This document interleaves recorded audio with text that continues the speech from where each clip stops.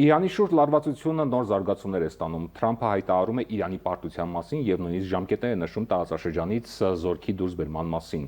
Միաժամանակ ուշագրավ հայտարարություններ են հնչում նաեւ Թեհրանից։ Այս ամենի մասին կզրուցենք միջազգայնագետ, քաղաքական վերլուծաբան Դավիթ Կարապետյանի հետ։ Շնորհակալություն հրավերը ընդունելու համար։ Ես եմ շնորհակալ։ Եվ այսպես Թրամփը հայտարարում է Իրանի պարտության մասին, բայց եւ չի շտապում զորքը դուրս բերել տարածաշրջանից։ Սա ինչ հայտարարություն է, ինչ է նշանակում Թրամփի լեզվով։ Նախ իրարամերժ հայտարարությունների շքերթ է Թրամփի կողմից, որտեղ օրվա տարբեր ժամերին տարբեր հայտարարություններ են հնչեցվում, այնպես ինչպես իր շուրթերից, այնպես էլ Պենտագոնից։ Հետևաբար տարակարծությունների առիթ է տալիս, որովհետև տեսեք դուք ասում եք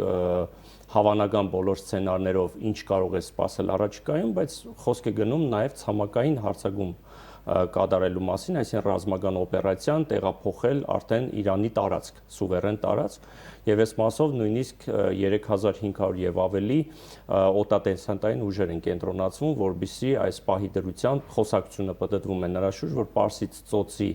ավազանում գտնվող Խարկ կղզու ուրեմն գրավումը պետք է լինի, որը որ մեկնարկային կետ պետք է լինի ցամաքային Իրանի վրա հարձակում ձեռնարկելու համար։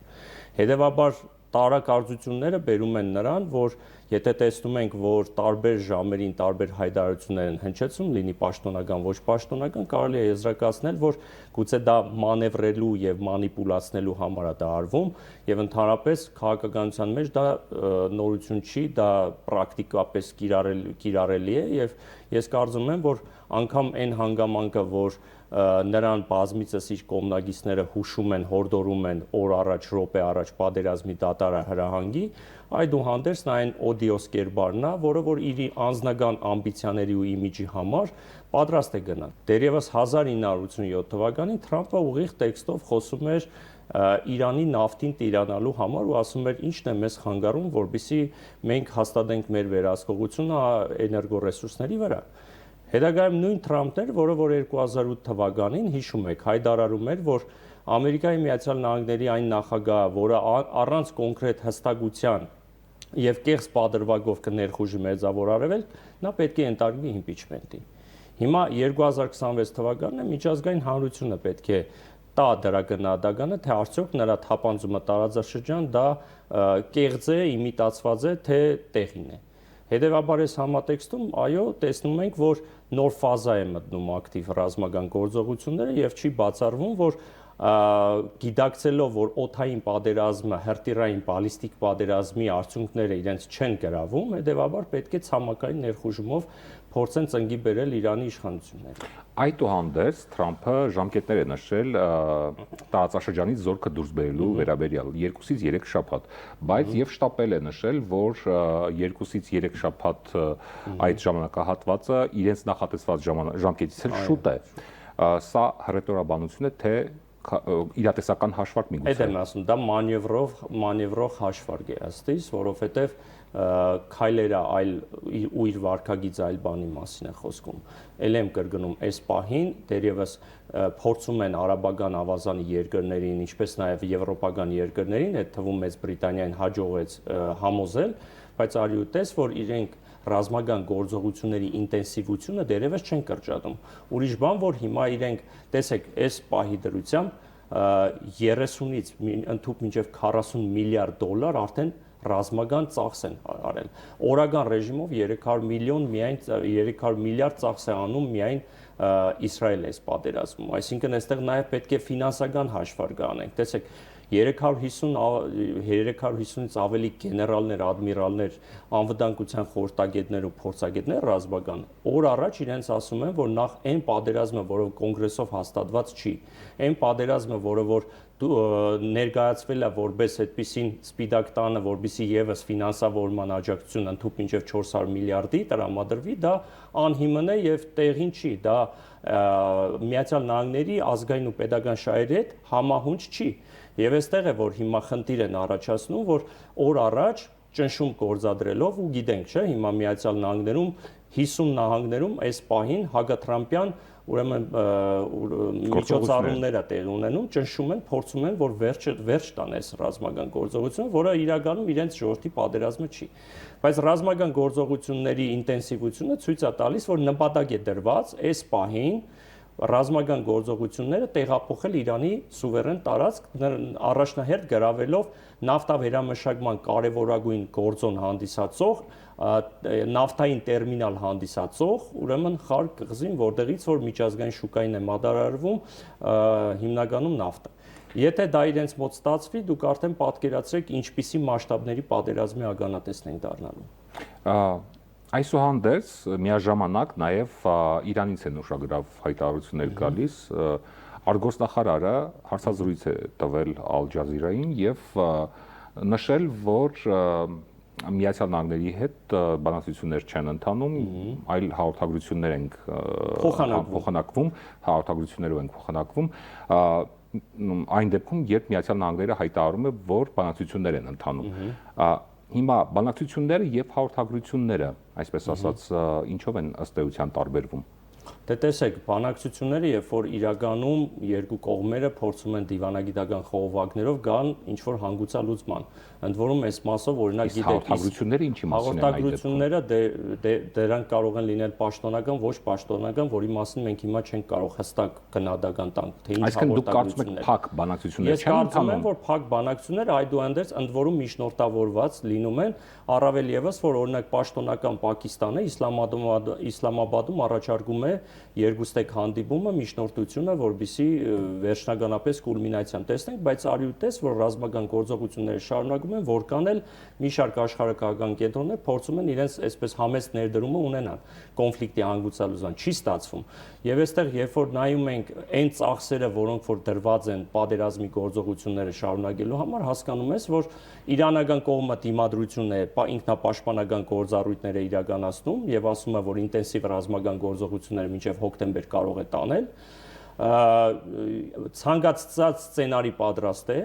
ընդ որում ասեմ, եթե դիտարկենք, որ Խար կղզու գրավումը տեղ ունենա, պատկերացրեք ինչպիսի բալիստիկ հրթիռային եւ տեղանկային, այսինքն զենիտահրթիռային համակարգի օգտագործում կլինի, առավել եւս եթե փորձեն ներխուժել ցամաքային Իրան։ Եվ այստեղ է, որ եթե աշխարհագրորեն տեսնում ենք տոպոգրաֆիկ տեսանկյունից, արևելյան ամբողջ հատվածը Զագրոսյան լեռներն է, թափանցել այդտեղ անհնար է, այսինքն նրանք հիմա ռազմական օպերացիա են մշակում Խարկ կղզով, այդ տարածքով, որը որ ամենահարմարն է ու դժվարամատչելի չի։ Եվ այս պարագայում է հիմա, որ իրանական կողմը պատրաստվում է ինքնապաշտպանական պատերազմի։ Սա արդեն իսկ իրականության մոտ է, որովհետև ակնարկը եղել է, որ ռազմական գործողություններ պետք է իրականացվեն։ Հիմա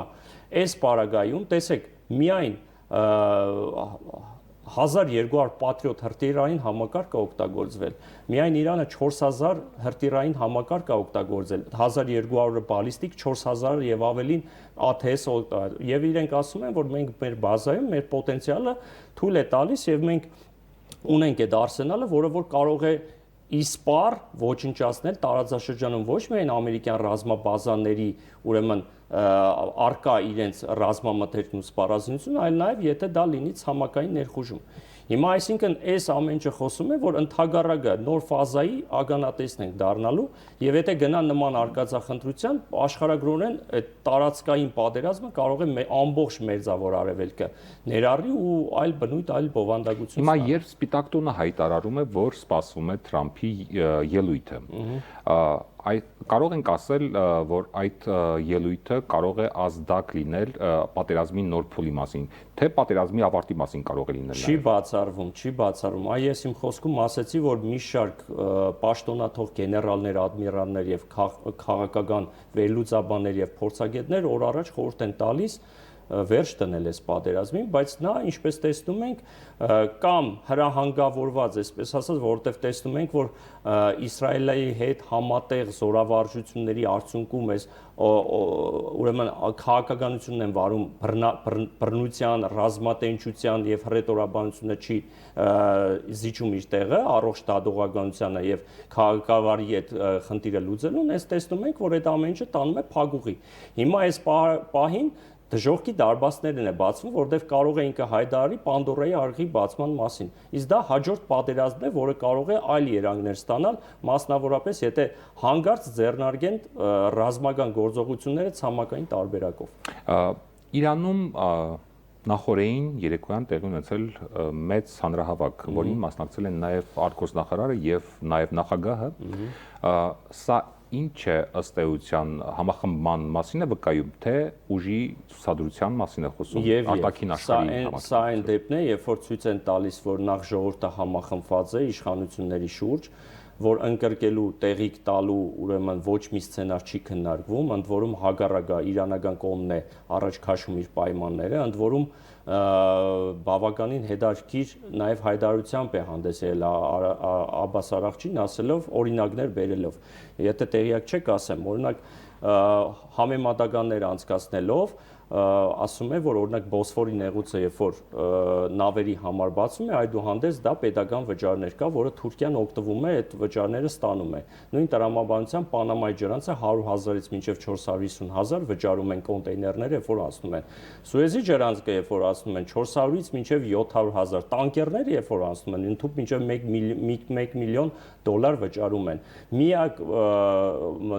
հատվածը դա Օրմուզի նեղուցն է, որը որպես այդպեսին վճար չի արել։ Այստեղ է, որ իրանք հիմա սահմանել են վճար ու պայման են դրել նաև, որ Հորմուզի նեղուցը կբացվի միայն այն պարագայում, երբ որ ոչ մի ամերիկյան ռազմաբազա տարածաշրջանի երկրներում չպետք է լինեն։ Այսինքն հիմա իրանական կողմն է փորձում առաջ քաշել, ընդ որում ասում է, որ պատերազմը միայն իր հետ չպետք է ավարտեն, իր պրոքսի ուժերի հետ եւս պետք է ավարտվեն Եմենում, Լիբանանում եւ այլն։ Այսինքն սա խոսում է նրա մասին, որ առավել եւս որ Ուրանի ծրագիրը շարունակվում է, հարստացման միջուկային ծրագիրին իրենք վերջ չեն տալիս, հետեւաբար միակ պայմանը պատերազմի դատարի, երբ որ Միացյալ Նահանգները հայտարարեն պատերազմի ավարտի եւ երաշխավորված խաղաղության մասին։